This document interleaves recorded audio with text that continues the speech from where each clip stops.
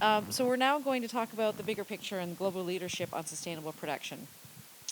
Creative centers around the world are incorporating sustainable production strategies into their programs and projects and focusing on educating, connecting stakeholders to leverage collective action. This session now is going to highlight the global leadership on sustainable production and innovative programs to drive the next generation of advancement in sustainable and motion picture industry. And I think it's a great contrast to hearing companies that have been very focused on working with our productions here in Vancouver, but really getting a better sense of what's happening globally. So we have, and forgive me, I don't know which one of you is, because we didn't get a chance to meet, but Erin Matthews from BAFTA. Hi. Great to have you here. Erin is the Sustainable Advisor to the BAFTA Albert Consortium, a group of 12 UK broadcasters and production companies creating the tools and resources necessary to address the environmental impact of UK media. And we have Frances Dobbs. Oh, you're sitting in order. This is so great. So Frances, I know, this is like so easy. Frances is part of the Connect for Climate World Bank Group. He's worked with UK television independent film production before moving to the World Bank Group media division 25 years ago. Karl Fechner, a German journalist, filmmaker, producer, and director known for documentaries about Germany's energy Wende, is that it? Energy, okay. And sustainable energy more generally. And you are screening your documentary. Has it here at VIF? When is that? Do you want to plug that screening, or has it happened already? It was yesterday and Yes. before yesterday. Excellent. So let's get started here. It's so why don't we talk about, based on what you've heard on the previous panel, what's driving in Europe, I guess, especially the sustainability movement and production? And we'll start with you, Erin. I think it's similar here as well as it is in Europe. It comes down to individuals. Some people get this, some people don't get this. And we've had some great policy changes in the UK, which mean that if you're making shows for certain broadcasters, you have to complete your carbon footprint and submit it to your funder. But that's only people counting their carbon. You know, what it really kind of comes down to is people taking action on this, and that's why it's common on both sides of the Atlantic, because it's people who understand the issues, you know, taking action to reduce their impact. And are there penalties if from? Slap on the wrist from me. I think that's as bad as it gets. And they go on my naughty list, but no, there's no penalties at the moment in terms of compliance. Right. Just curious, yes. Oh, well, we came into this a little later, considering all the excellent work that's going on already. But I was going to tell you a little bit about the background of Connect for Climate to enlighten you. That's all right. Yes, please. And so, yeah, Connect for Climate is its global communications program on climate change. And it's based at the World Bank in Washington, but also supported by the Italian and German governments. And it's a partnership of over 400 organizations, including the UN, parts of the UN, the private companies, NGOs, and so on. And the operative word is connect.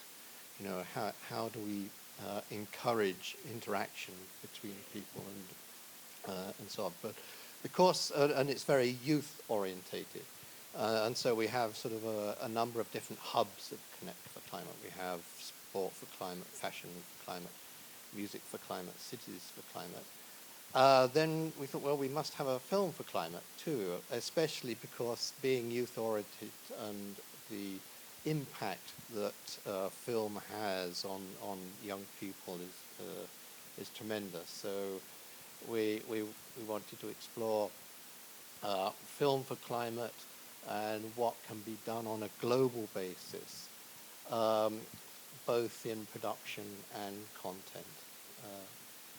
I can tell you a little more. Shall we come back? Yeah, why don't we come back to it, because Yeah. it's a nice segue to Karl on content and the impact that it can have. So why don't you tell us a little bit about your documentary and why that's so important to you? Yes, my company Fechner Media is based in Germany, and since more than 27 years, up from the beginning, our idea was we recognize that people know very much more about the problems and the catastrophes and all that, and especially if they look at television. So we started to show solutions and ideas and visions and the people behind it. And from that, we did more than 50 primetime television documentaries about the subject, international ones. And we have 2 cinema documentaries. The first documentary we did was the Fourth Revolution that was invited here in the festival too, which was very nice. It was translated into 28 languages and run around the world. It shows the possibility to change the whole world on a decentralized system based 100% on renewable energies, which is realistic. I mean, to make that clear, it is not a vision or dream or whatever. All those scientific researches prove that on scientific way and on economical way. It is a question of decision. And that's the background that we did this second film, Power to Change. The idea is, let's say, we show how this change really can work. I mean, on examples, of course, of people, because it's all a decision of ourselves. Yeah, it starts always in yourself. Not to talk about that, but really, let's say, to do it in reality. We have we have a cinema trailer for that. So if you would like to see it in 1 minute and 10 seconds, you see a little bit the idea of this international cinema documentary film, which is just now starting worldwide. It was shown, it is shown still in more than 340 cities in Germany. It's part of a, let's say, it has become part of something like a movement there. Yeah, just take a look at it. Great. So we speak about a rebellion. That means this has to start from the bottom, and this we are doing in the company too. We can speak about that, how we organize it, for example, in our company. Yeah, that's great. So, Aaron, how did you get 12 UK broadcast? Like, how did you get all these people to actually come together and agree that this is a unified thing that we're working with BAFTA to do this? Because that's not always an easy endeavor. No, I mean, it started at the BBC, who created a lot of the early prototype tools, and they approached BAFTA to kind of bring it all together. BAFTA are a kind of politically neutral organisation. They don't have an agenda, so they were an excellent conduit to bring all these people together. And just like the panel before described on sustainability, there's great potential for kind of uncompetitive collaboration, and that's exactly the ethos that is alive in the UK and kind of got it all started. And that was helped. You know, there's 12 companies who are supporting that project. There's over 400 companies who have signed up to use the tools. So although there's that collaborational feel about it, some of the companies, like Sky, just said, well, you have to do this or you won't be paid. So it's a bit of carrot and a bit of stick that have led to that movement of people being involved in it so far. Interesting. And Francis, do you see film as globally, I guess, and you know, you were in Paris as well. Is it something that is leading the charge in terms of companies that are involved in production around sustainable practices, or is it behind when you look at it on a broader scale?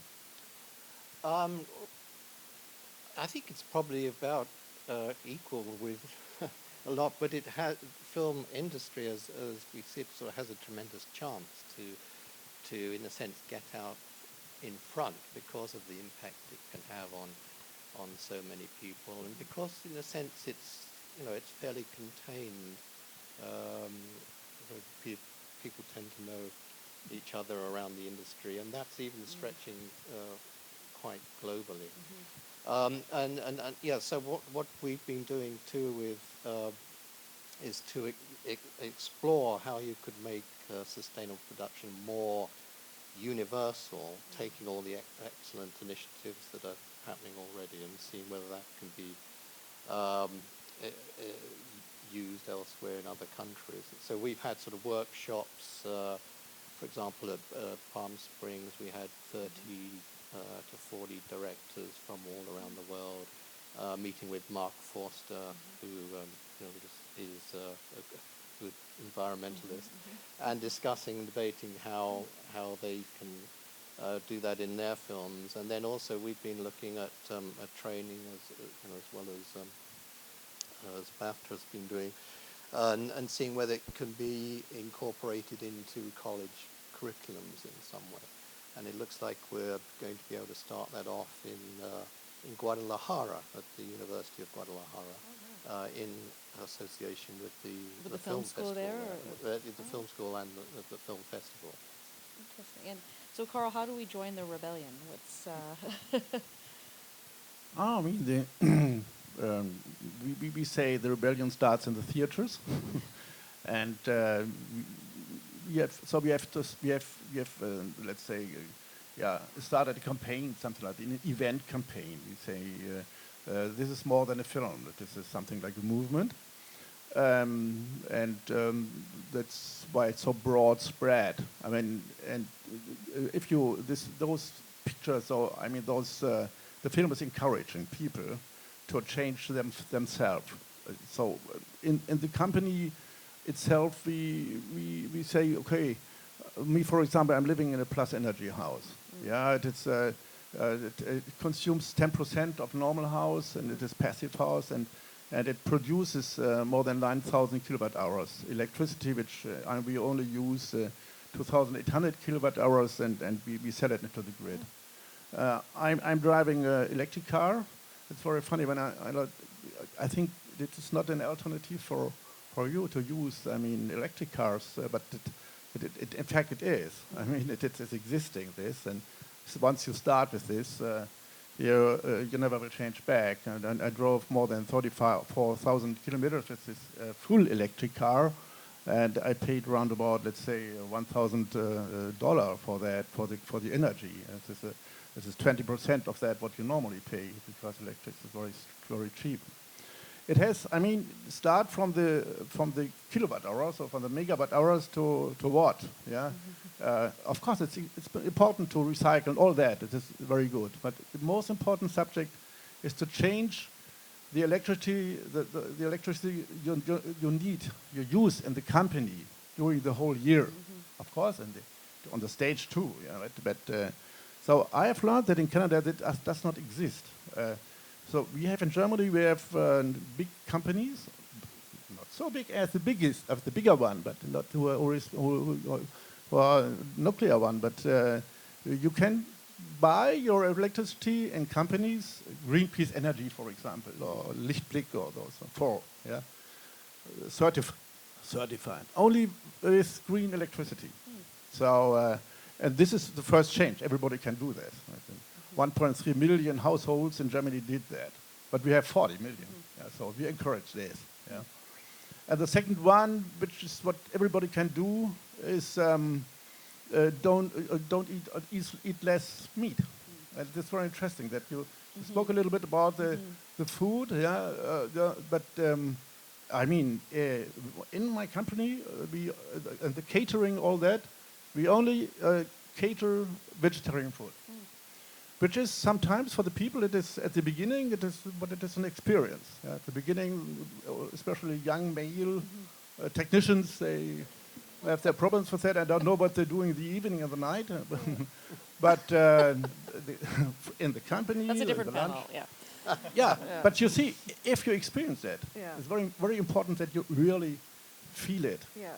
Yeah, and then let's see, this is change of electricity, change of eating, and use less airplanes. So, the company normally in Germany or in Europe, Germany, we don't use airplanes. We take a train. Right. Yeah, we support that. I mean, by cheaper with tickets and all that for our employees too.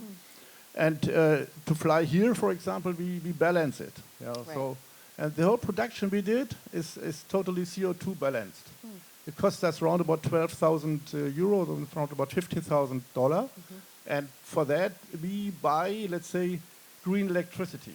Yeah, we support, let's say, we invested. The company is doing that for us, they specialize on that. We invested this money in wind turbines. Right, so it's integrated in multiple ways. Yes, into it your is life. very easy. In fact, it is very easy. It is an inner rebellion, of course. If everybody is doing that, then really change it. Yeah. but it is not something which, let's say, is so theoretical that you can do it. Everybody can do it. Yeah, it's the meat thing is interesting. My family is mostly vegetarian, and it's Canadian Thanksgiving this weekend, or Thanksgiving as we call it here, and somebody's like, "Well, what do you guys eat?" I'm like, "Everything else.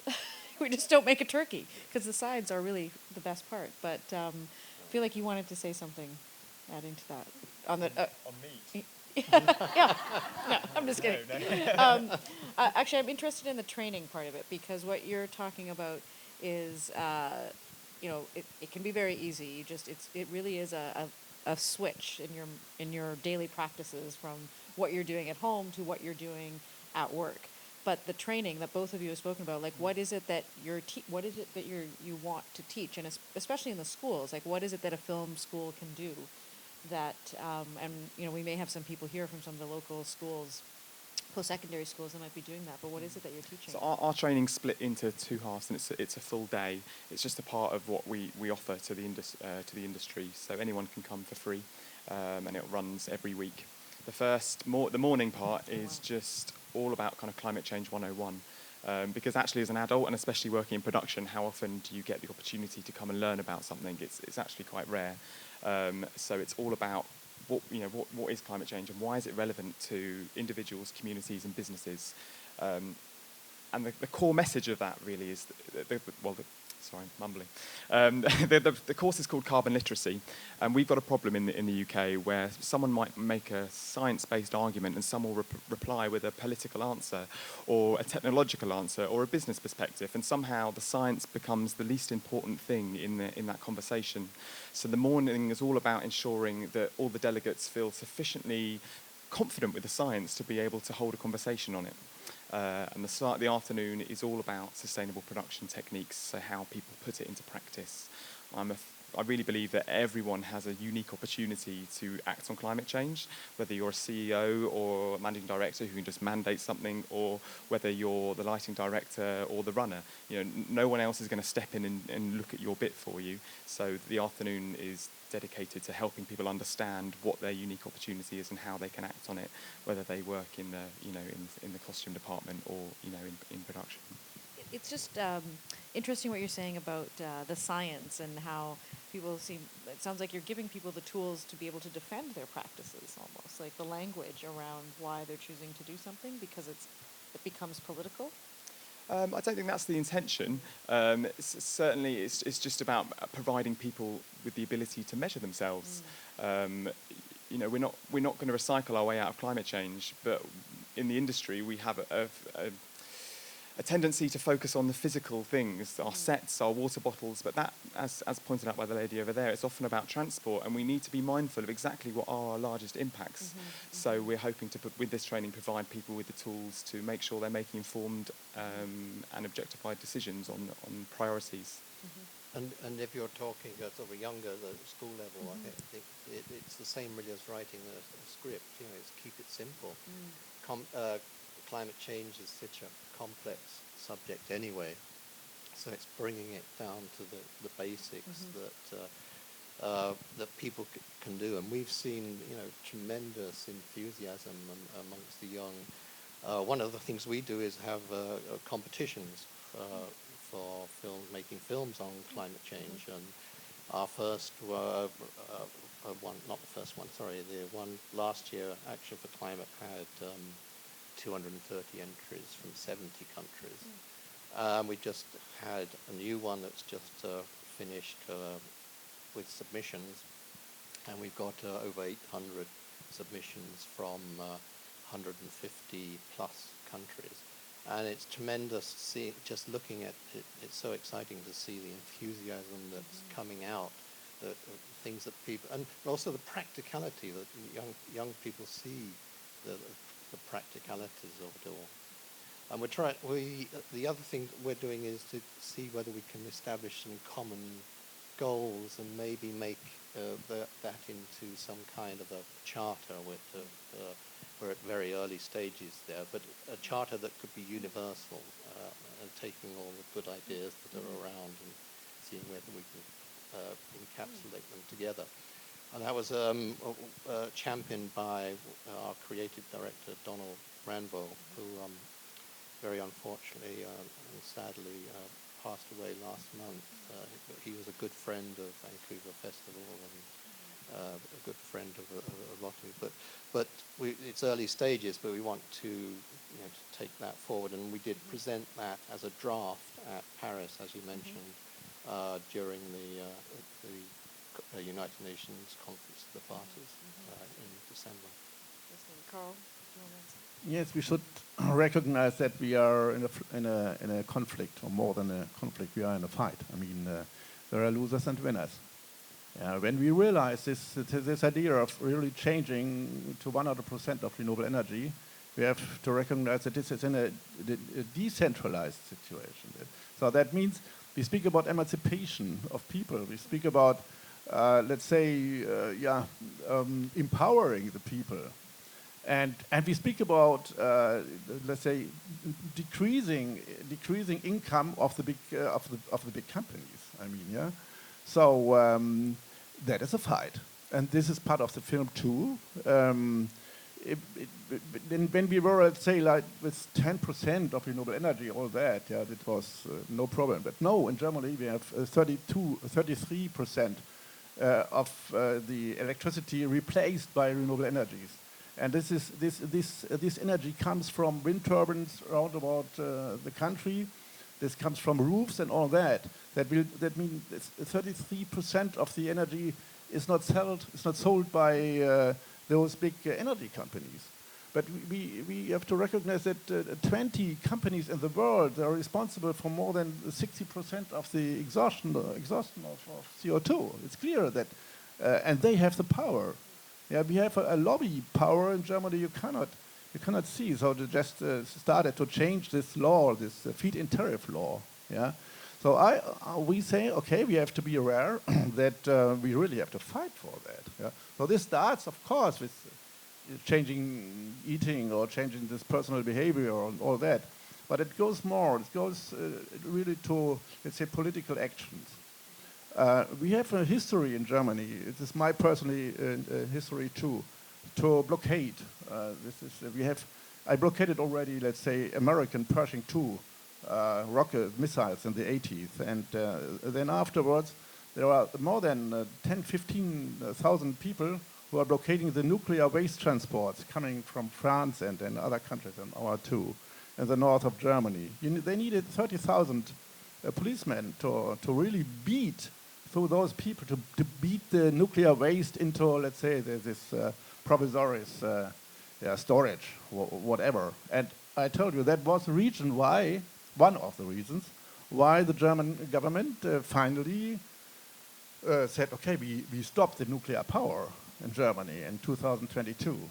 Yeah, and that means the question is, do we have enough time? I mean, we speak about, let's say, yes, actions and all that. This is very important, but we speak about survive.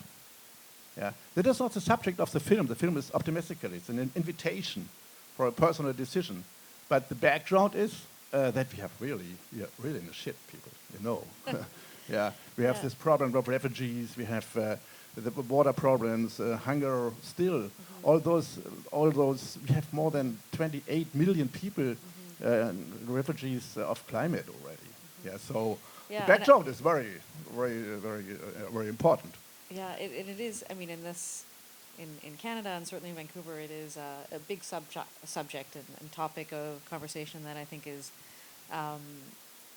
deeply embedded in our DNA here. Like all of the things that you're bringing up and these, why people are so interested in these documentaries and why we as a motion picture industry, want to play our part in all of this. And just want to go back to Paris for a second and what you were talking about in terms of the charter and maybe how it translates back to work that you're doing at BAFTA as well.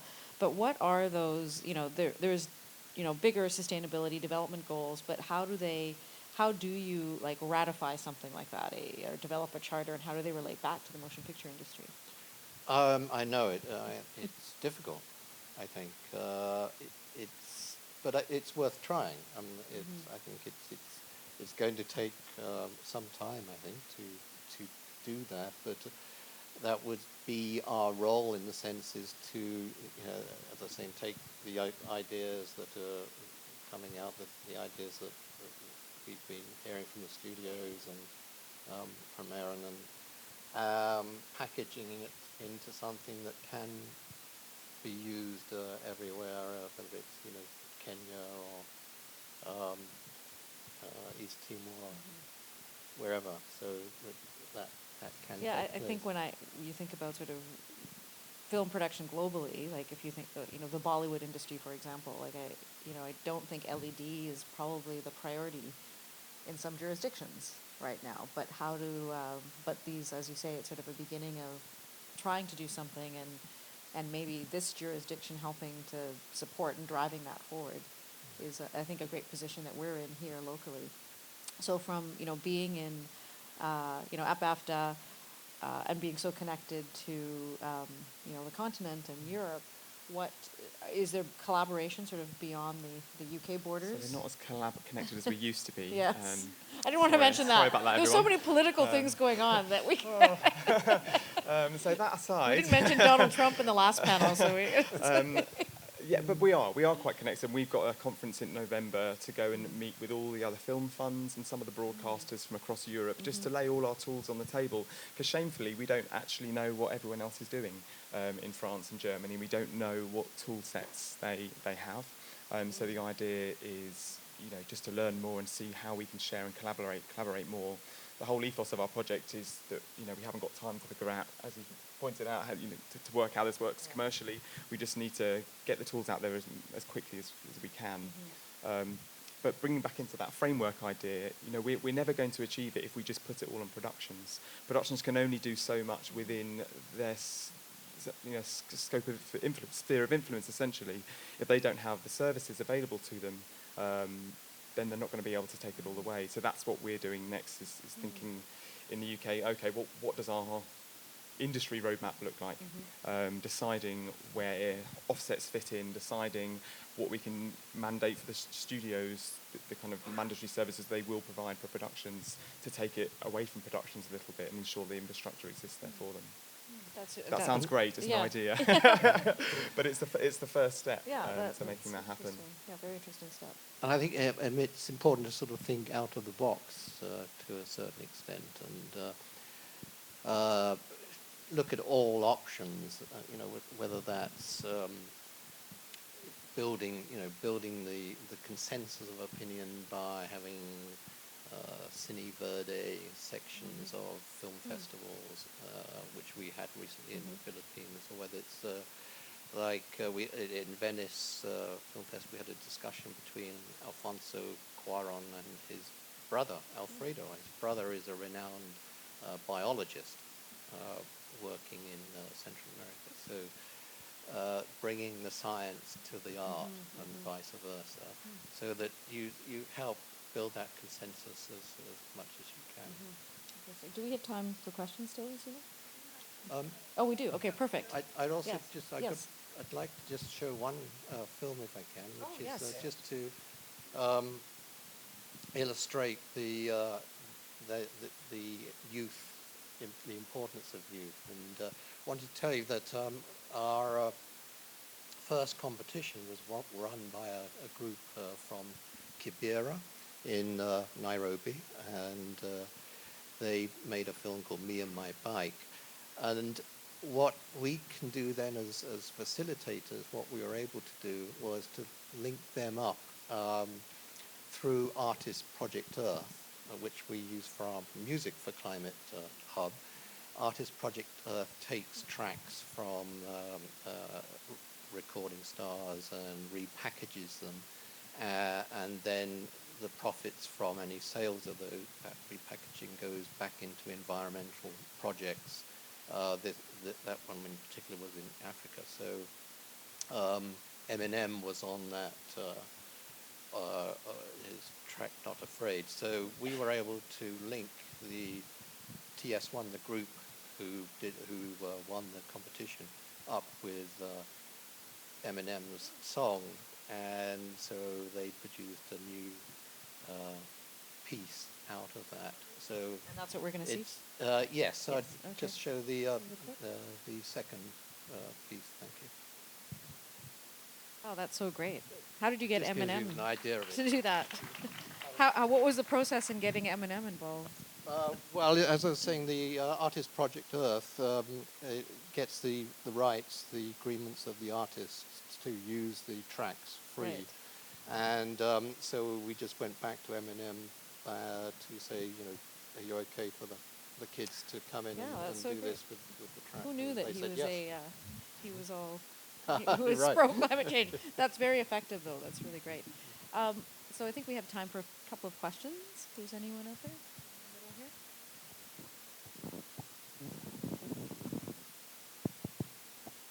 here. Hi there. My name's David Oswald. I run a company called DE Design and Environment. So we're a group of environmental professionals and designers who work on these issues. So we don't do a lot of work in the film industry, so it's great to see the work that's being done. The previous panel was fantastic. The question that I have is there's, I guess, two major aspects to climate change, one being mitigation, the other being adaptation. And so in the presentations thus far, we've heard a lot of fantastic work done on the mitigation side, reducing greenhouse gas emissions and so forth. But we do a lot of work in adaptation. So we've been working in Guyana, Guyana this past week. I just got back last night. And so we're in shit, basically. They got missed by Hurricane Matthew, but our work there is working with UNDP and the government on how to build resilience and adaptability to climatic variability and change. And my question is, to what degree does adaptation come into the work that you guys are doing, and even the previous panel? It would be interesting to hear what they have to say, because we're confronted with some issues with respect to change in climatic variability, but they're confronted with some very serious food security issues, floods, droughts, epidemics, so forth. This is stuff we work on. So in terms of adaptation, it's interesting to see there's massive opportunities, innovation, and so forth, because in the film industry, I presume that, say, supply chain adaptation, being more agile with your production, but also what I'd like to put out is what are some ideas with respect to how do we deal with this globally, because the vulnerability issues of various groups around the world is more severe in some cases than perhaps we're facing, and I think there's certainly some things we can do about it. So just put that out. Yes, please go. One of the first graphs we show on our training is a state of people's emotional happiness that they're going to be feeling throughout that morning, because we do take them on a bit of a descent, and I think that in there lies the reality of why people aren't talking about adaptation, because they don't know what shit we're in. Actually, people in the UK largely think we're going to be able to, as I say, recycle our way out of climate change. They don't know that we're going to emit sufficient greenhouse gases in the next 5 to 10 years to take us to that 2-degree limit. And because of that, they're not really thinking about adaptation and how we build that in. So no, I mean, it's very present in my thinking and those of my team, in that that's what we need to be doing. But in terms of incorporating it into our program, we're not there yet, because it's part of an educational drive, and people don't know that's what they need to be thinking about yet. Right. I think, as I was saying before, it's communicating it as simply as possible, getting it across in thinking out of the box and getting across in as many different ways as you can.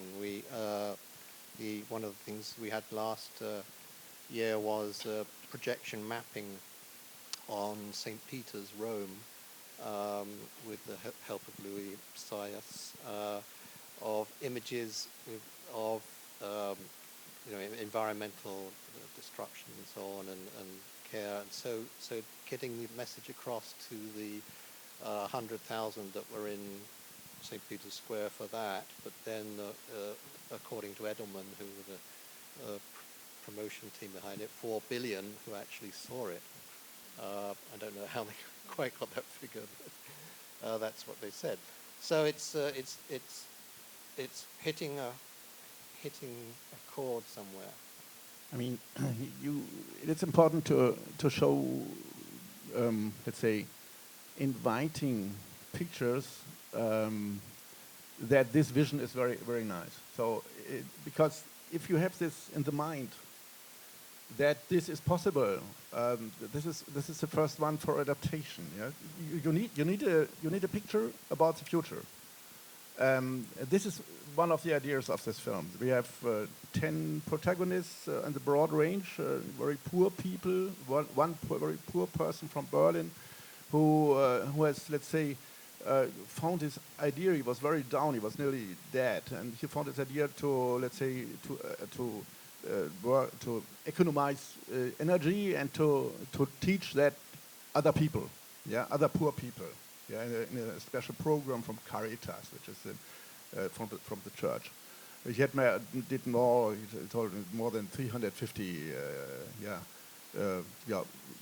teaching for that, realistic. How to do it and how to, let's say, really economize money. Around about 30, 40 US dollar the month, and that is for poor people. It's a lot, yeah. And starting from that, it goes till an Audi manager who is his dream is really to create biogas or a gas which is coming out of the overproduction of wind turbines. Yeah, it's part of Audi. Yeah, and so this is the content of the film is about that. And it's done in a very high standard, very expensive film, more than $1.5 million it was to create the pictures. Yeah, it's very much more easy to show a headshot than a solar house. So that has changed the whole subject in my company to do that and this high standard way, because it's very important. Yeah, and with this music from the Prague Symphony Orchestra. And second, it is in the moment it is Germany's most successful political documentary. Yeah, and it can be in other countries too. I mean, it's very easy because it shows prototypes of engagement. And one of this is a teaching program, an education program for your pupil too, but others too, not only students, yeah, but others too in special events, yeah. And I took part in there more than 100 of those screenings, and then the most thing what then people ask me is how I do it by myself, real, not only talking or doing films, what I thought about. The second is, how can you sleep? Because you are well educated and so on, and say, I can give you this this question to you. We have this green heaven here in Vancouver. It's wonderful. I was so happy when I was invited. But at the same time, you have this fracking. Yeah, this fracking companies that destroy more than 500 million liters of water a day. Yeah, how can you sleep with that? This is really to ask yourself and to bring it in. Or you're still dependent in other departments of your country. Yeah, you still have nuclear power. Yeah, old ones. Yeah, that is very important to have this both inside. And it starts at the emotion, and that is something. The first step is most important. This is what we always say. Yeah, but then you are free to change. And this personal rebellion to rediscover this kind of rebellion in yourself. If you reflect, how was it when I was young, or so this is very important. And then act, and this act is something of liberalization. And that's why in the end it makes people happy. That is very often we see them. They write letters and all that. Yeah, we decided now to do that, but we ever would do that, and now we did it. Yeah, and that is my answer to this adaptation. Yeah, to real do it. Thank you. Do we have time for? Is that it? Okay. Well, thank you very much. I think it's a real a pleasure to be able to spend a little bit of time with people who are so passionate and are making an impact. And again, these guys are around most of the day today to carry on these conversations. And I think that's part of it, is continuing the dialogue and having meaningful conversations and participating and showing up. So thank you, and thanks for inviting me here today, Zina, as well. So have a great day, everybody. Thank you. Thank you.